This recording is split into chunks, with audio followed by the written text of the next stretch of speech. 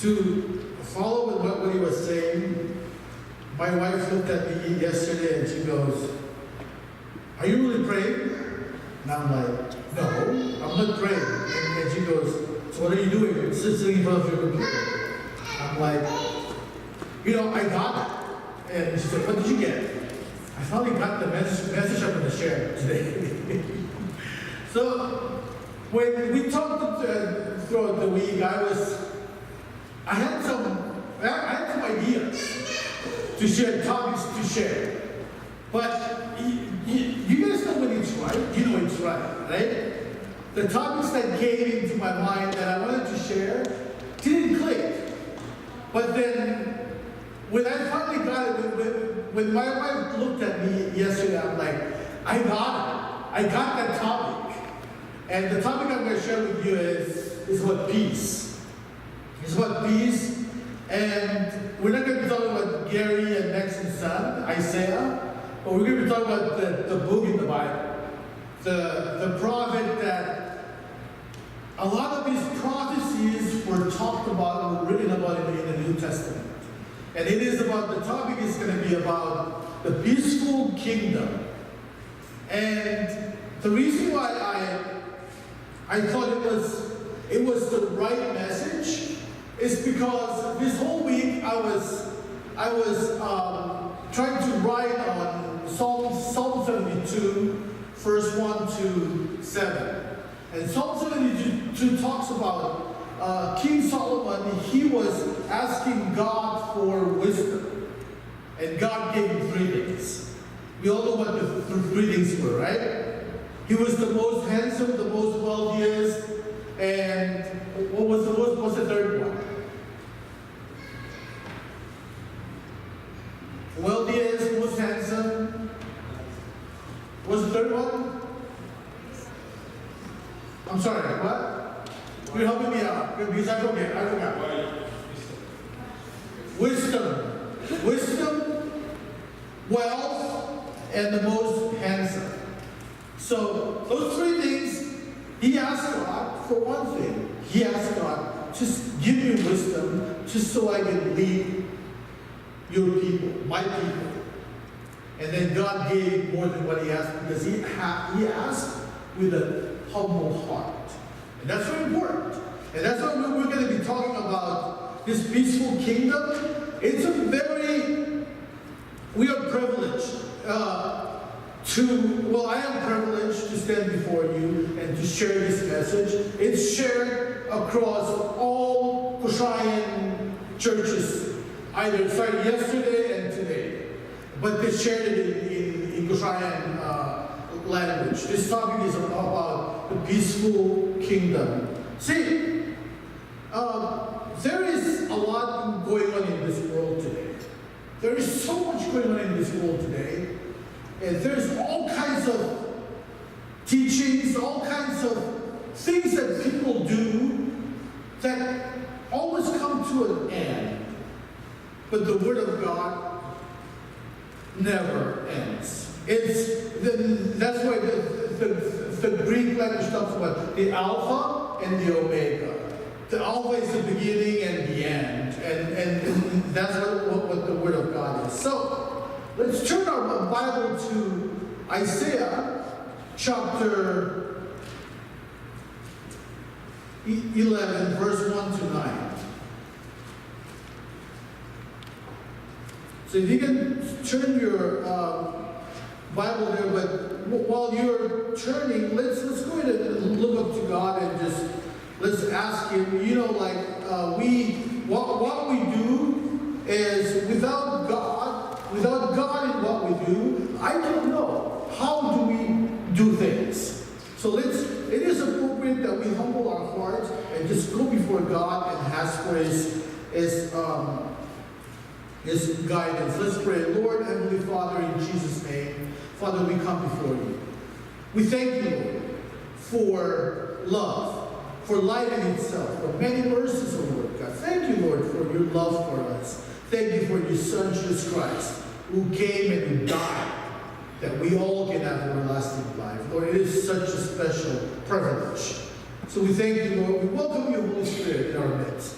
to speak to us, to soften our hearts, that we may understand your word, O Lord. Unseal your word, unveil your word, and that way we can understand it more, and just to understand it, we can live it, Lord. We thank you, we pray all this in Jesus' name. Amen. Amen. So, the message that we're going to be talking about, there are 2 points. One is about a just ruler, and the other one is about a peaceful ruler. I'm very excited about this message because it'll touch part of the millennium, part of the, you guys, the last time I shared, I talked about rapture a little bit. I talked about the rapture. There is a rapture that takes place, and there's the resurrection of the dead, and there is a great tribulation.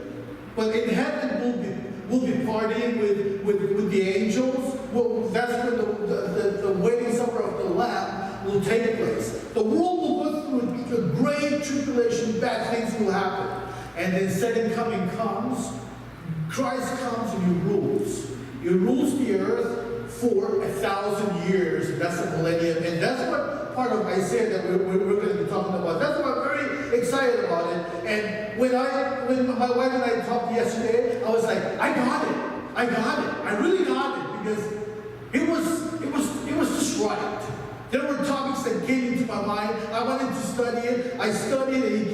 It seems like the Bible kept getting close to me. And I couldn't push right through it. But when this came, I just knew it. I just knew that this is a topic that is for me first, and then for all of us. And so it should be up there, verse 1 to 5.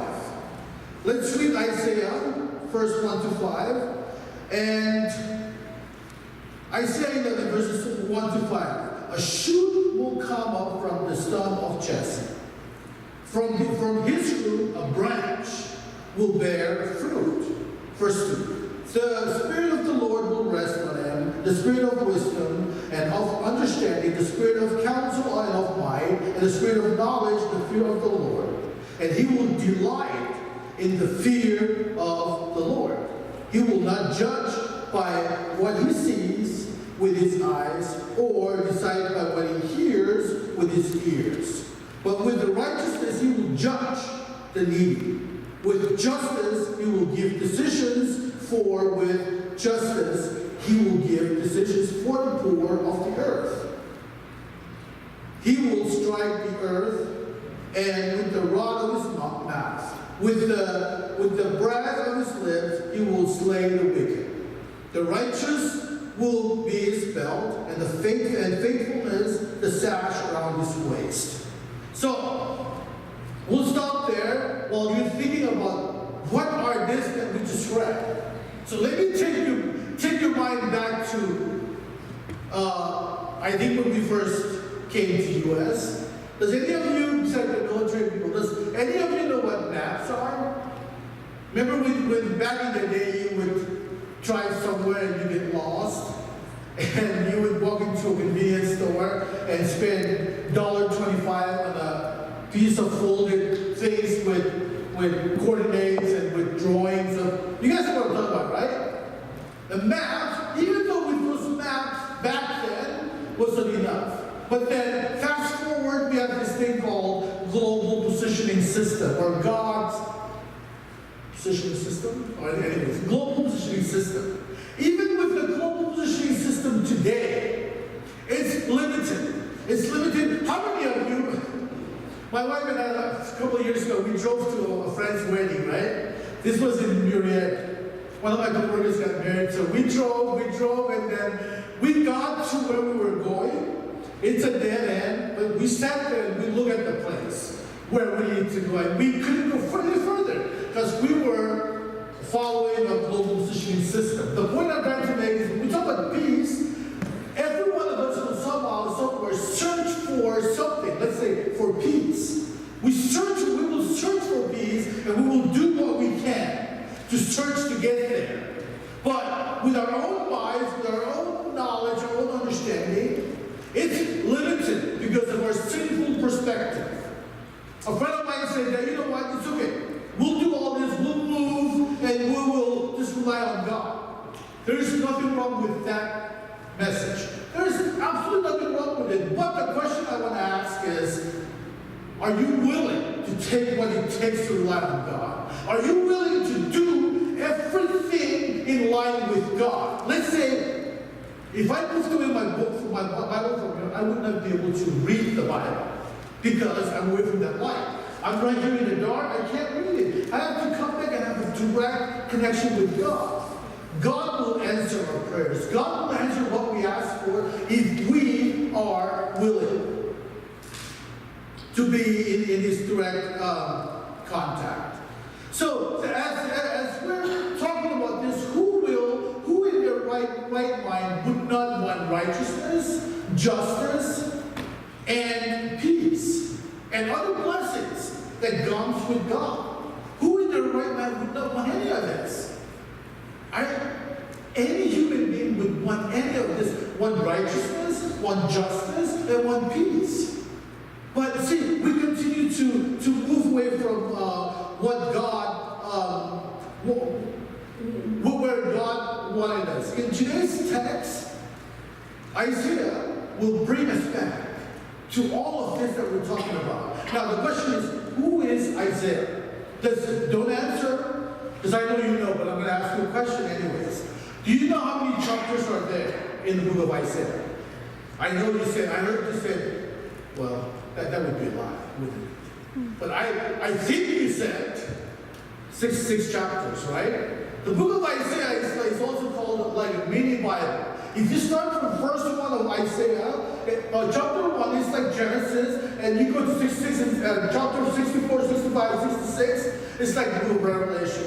So the book of Isaiah is the first of the major prophets. There are 5 major prophets, and there are 12 other minor prophets, meaning that the minor prophets is not because they're small, but it's because they have less writings. But the major prophets, and there are 5 of them, and Isaiah is one of them. His ministry came around in about 738 BC, and the reason why, if you read the New Testament, you will see that Matthew, Mark, and the other Gospels, including the epistles, they talk about Isaiah's prophecies a lot. It's very important. It's very important that we know who Isaiah is. And as I studied this message, it dawned on me that Isaiah knew that his ministry would not be successful. Think about it. God told Isaiah to go and tell the Israelites to do this, just so he can show them how bad they are. And his ministry was not successful. But he went, I guess, got some obedience. I'm saying this for us to really think about this.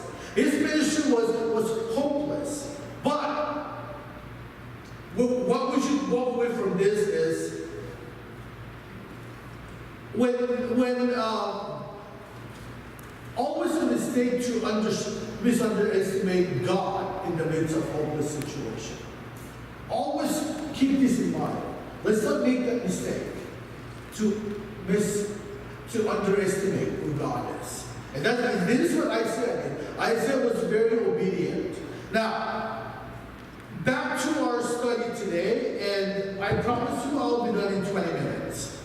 And if I don't, stand up and kind of like shake your head like this, just so I can rush. So, first one of Isaiah 11. Now, it says here, the shoot will come up from the stump of Jesse. Now, the question is, why Jesse? Why is he talking about Jesse? Who is Jesse? Why does he talk about somebody else? But why Jesse? See, the things of God, God knows how small our brains are. He knows how not understanding we are, so he gives a symbol. See, there's the first and second Adam, right? So in this, the first root that comes from Jesse is King David. That happened in about 274 years after Isaiah prophesied this. And then about 570 years later, what was the other root that came up that verse 2 talks about? which is the branch. Look at your Bible in verse 2. No, it's the end of verse 1. Where it says capital B, branch. Highlight that. What is that branch that it's talking about? Branch, the reason why it's highlighted is to show how divine that word has become. The branch is the Messiah. And that's the second root that came out of Jesse that makes you and I. That's where the church comes from. Now, we are not direct descendants of Judah, or we're not Jews, but we are adopted into the kingdom. We are priesthood. We are, once we accept Christ as our personal Lord and Savior, we have become a priest in wherever we are. And that's through the line of Melchizedek in the book of Peter. So,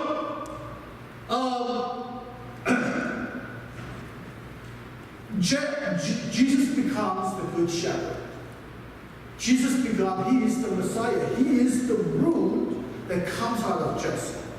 He becomes it says in John 10, verse 14 and 15, that he is the great shepherd. A shepherd that would leave the flock to look for that one lost sheep. And that is amazing. See, us in the world today, we go with the majority rules. Whatever the majority is, okay, that's okay. 10% of them is not following, just leave them be. But the great shepherd, he leaves the 99 and he goes for the one. And this great, this Messiah, the fruits that the result of this Messiah is the church. Is why you and I are part of this. Now, if you look back, if you think back to the Old Testament, we were not part of this. We couldn't even do what we do. But because of this root that comes out of Jesse, who is the Messiah, who made the church, who made you and I to be part of this. That's what makes the difference. And verses 2 and 3, this is divinity, is divine, the Holy Spirit. Remember Acts chapter 2? Acts chapter 2, Jesus said, do not go anywhere until I send you my paraclete, my comforter, my replacement. When Jesus said that he has to leave, it's good for us that he leaves. And he left, he ascended into heaven after 40 days on earth, and he gave us something very, very special, which is the Holy Spirit. And the Holy Spirit, if you want to know what the Holy Spirit is, what the fruit of the Spirit is, go to Galatians 5, verse 22 and 23. It tells you what the fruit is. At the end of that verse, it says that there are no laws against when you practice the fruit of the Spirit, which is love. It's just amazing things. See, the Holy Spirit, when the Bible says it rests upon the believer without no limits. Without limits. That means you and I, if we are in this direct sunlight, direct connection with God, we will see everything that God says, and we will, once we're in obedience with what God says, we will experience blessings. And about in the Holy Spirit, there is wisdom, understanding, counsel, might, knowledge, and Proverbs 3:6. The fear of the Lord is the beginning of all wisdom.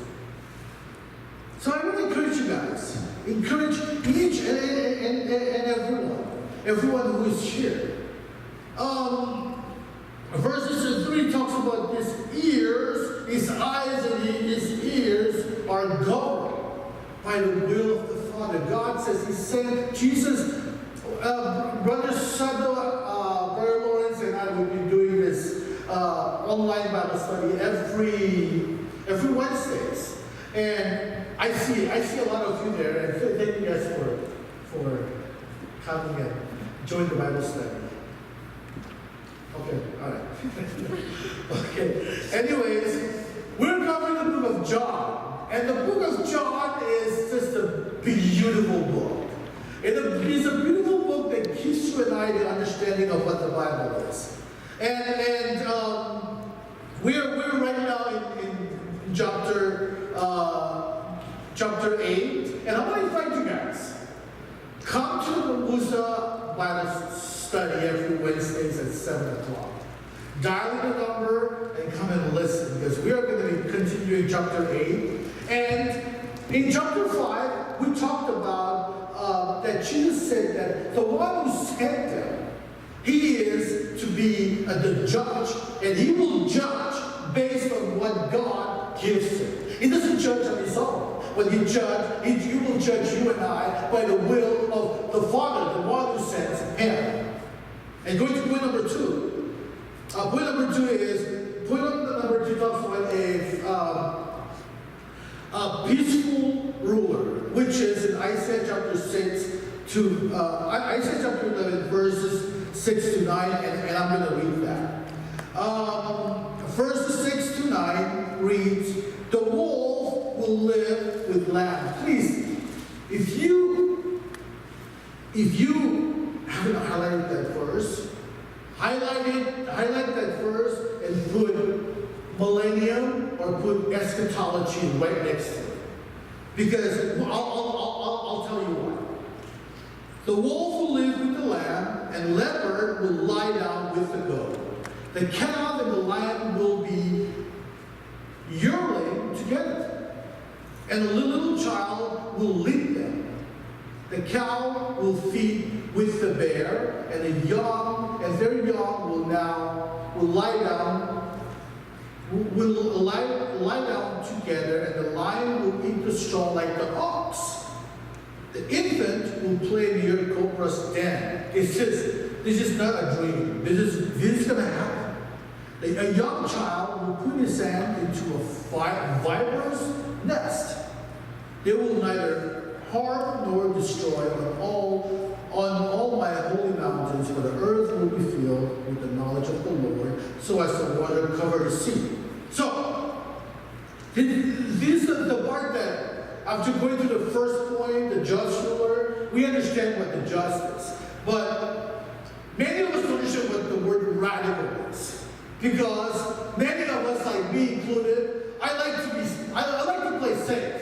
I don't like to be, when I'm radical, people will look at me and go, "What's with this guy? Why is this guy doing what he does?" Like, my wife would go, "Jerry, stop talking. Because people don't want to hear you. You always talk a lot." I get that out. And anyways, when you're radical, people will look at you and they will question what you're doing. And that's what got me excited. This peaceful ruler, verses 6, it talks about this radical change. Radical change, verse 6. Verse 6, it says here, "The wolf will live with the lamb." When this can only happen when the enemy is captured.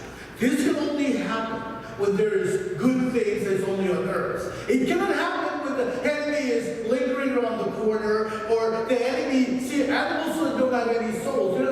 Animals cannot discern what's right and what's wrong. So the enemy can enter into the animals and do really bad things. So for this to happen, the enemy, Satan, will have to be captured. And where in the Bible it says that the enemy, Satan, will be captured. The first is that you and I can make that happen. You and I, Luke 10:19 says that we are given authority under the heaven that we can stomp on scorpion. And on the Spirit will submit to us. Jesus gave us that authority. And the other section that the Bible talks about is during the millennium. Millennium, after we come back, the second coming of Christ, he comes back, he builds his temple in Jerusalem. And he rules the earth, and before he builds his temple, his angels will capture Satan. They will bound him, and they will throw him in the bottomless pit for 1,000 years. And this is the the peaceful ruler that Isaiah is talking about. This is really excites me. Is that someday the animals, the bat, it says here. Is that me? Sorry. It says here.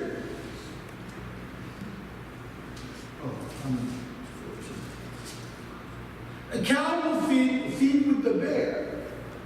See, you don't see that around. If a bear sees a cow, a bear would go, that is a free meal for me. It doesn't happen. And you go to the verse 8. Infant will play near cobra's den. Like the whole word cobra, you can't get a kid close to a cobra. But during this time when Christ comes to rule the earth, the believers, those who believe in Christ, those who rapture, will have come back.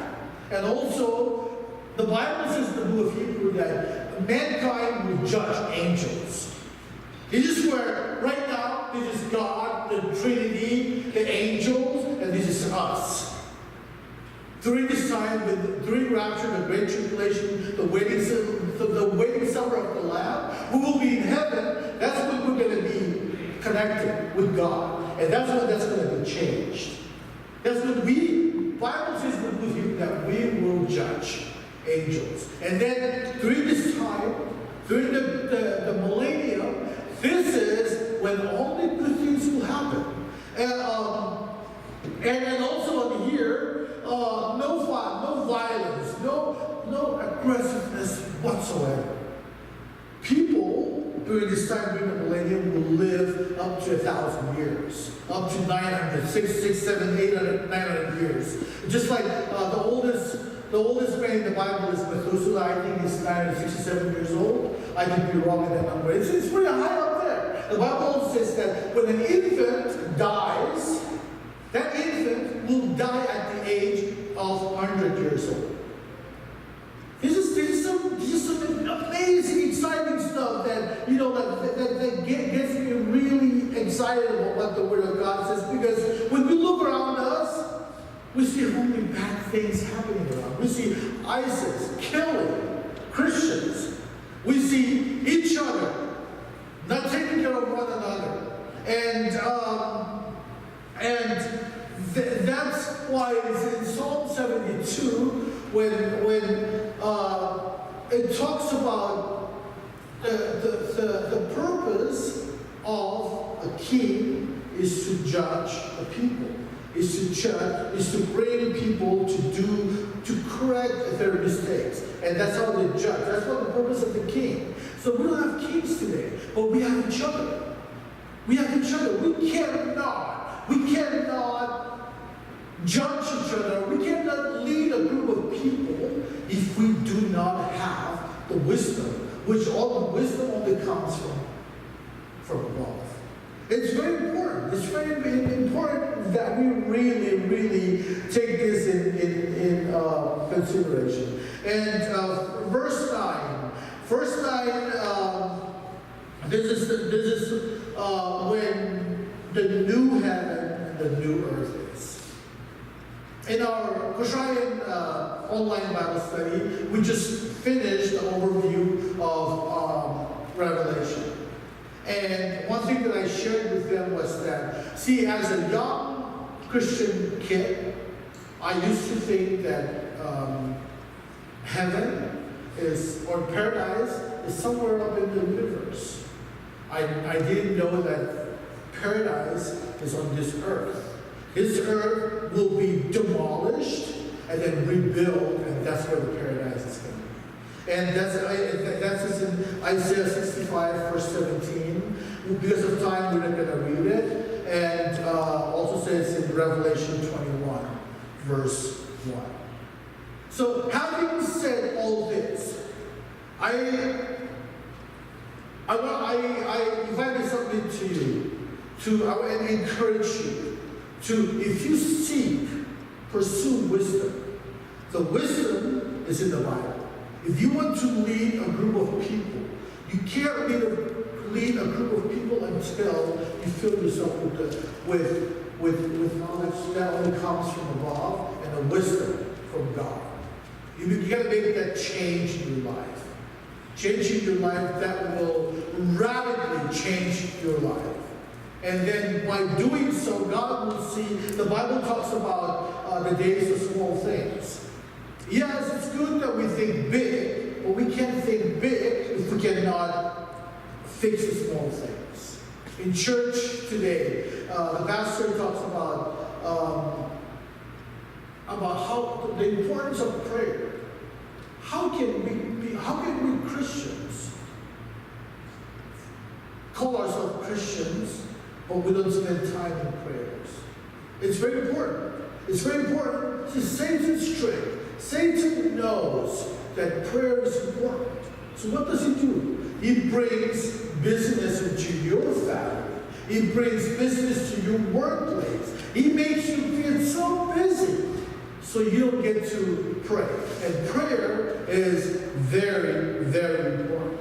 Prayer, as Christians, we have to spend time in prayer. That's how we talk to God. Prayer is important. We have to do that so that way we can understand who God is and what the Word says.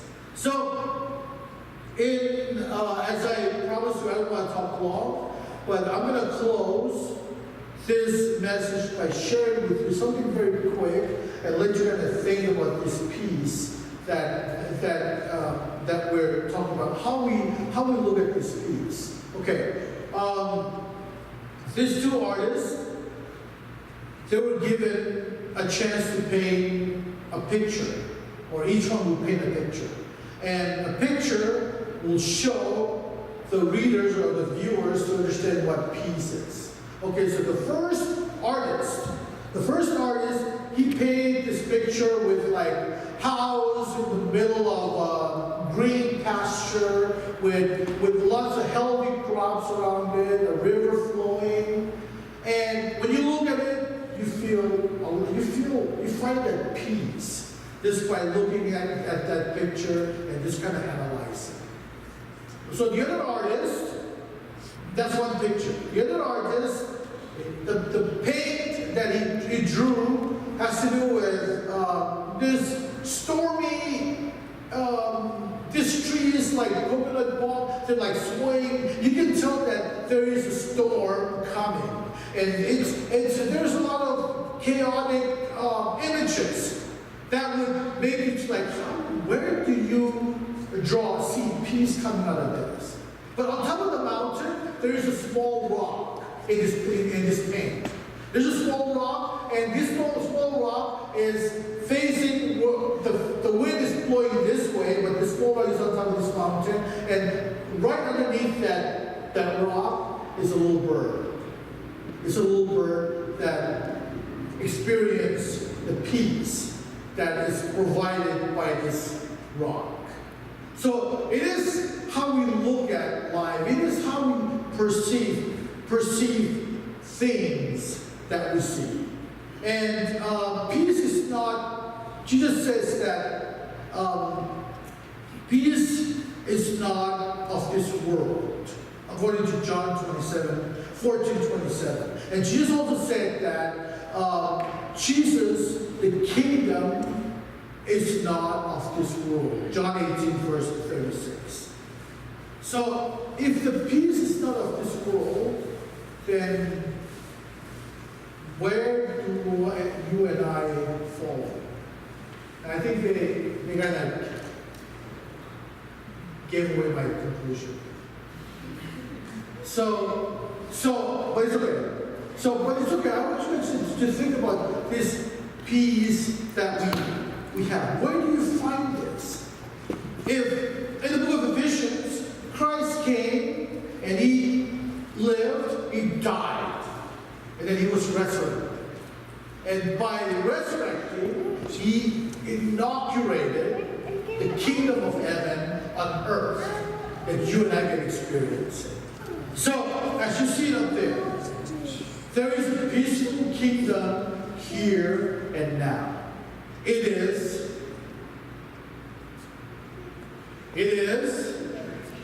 It is the church. And what is the church?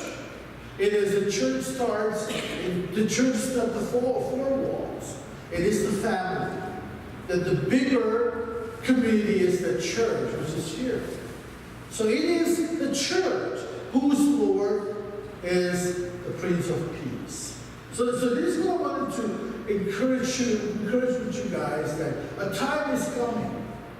A time is coming that we will be challenged, we will be pushed around, but with this peace, knowing that the Lord is the Prince of Peace, we can be all, we can be content with what we have, and to always look to God in everything.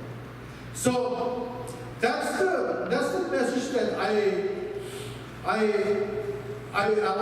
wanted to share with you. I hope that the Spirit of God, the Holy Spirit, will be with you. Whatever that you're going through in life, whatever that you do in life, and always look to Him that someday this just and peaceful ruler is coming, or is already here on earth, and it is the church. So if I can call, I think that's what I have, Brother Santo. And while the worship team is coming up to close, let me close us with prayers. So let's pray. Lord God, we thank you. Thank you, Jesus.